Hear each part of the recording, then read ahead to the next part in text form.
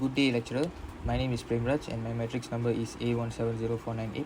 So this is the simulation that I did in Ansys for the project A, and the geometry is shown as in the simulation, where I use structural steel material for this specific crane, and then these are the cross-section values that I input for this rectangular tube, and the meshing was done at the body sizing of 0.5 meter in order to get a precise result.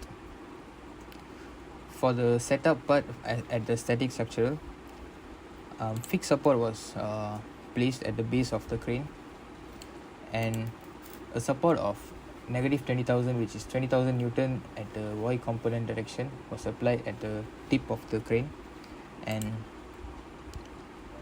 a force of negative 25,000 Newton, which is applied at the back of the crane as a support, or we call it a counterweight.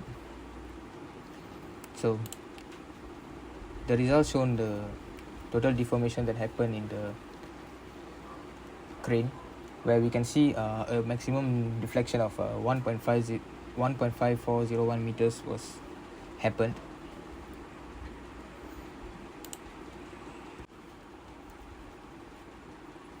So next, we use harmonic response toolbox for the Ansys to find out the frequency response that happen at the base, tip and the center after 1 meter per second of acceleration is applied. And here we can see the acceleration, which is assumed as a wind speed of 1 meter per second, was applied to the direction of Z. For the analysis setting, the range of the minimum frequency was set at 0.05 Hz, and the maximum was set at 2.5 Hz, and the solution interval in between the maximum and minimum frequency was 10. As you can see, this is the total deformation result after applying the 1 meter per second of wind speed. And as you can see, the result shows the frequency response that happened at the base of the crane, and this result shows the frequency response at the tip of the crane, and this is the result for at the center of the crane. So you can see the maximum amplitude happen at the tip, at the base is 2.0689 10 to the power of negative 9 meters. And the maximum amplitude that we obtained from at the front of the crane was 1.243 10 to the power of negative 9, and at the center was 8.7032 10 to the power of negative 9.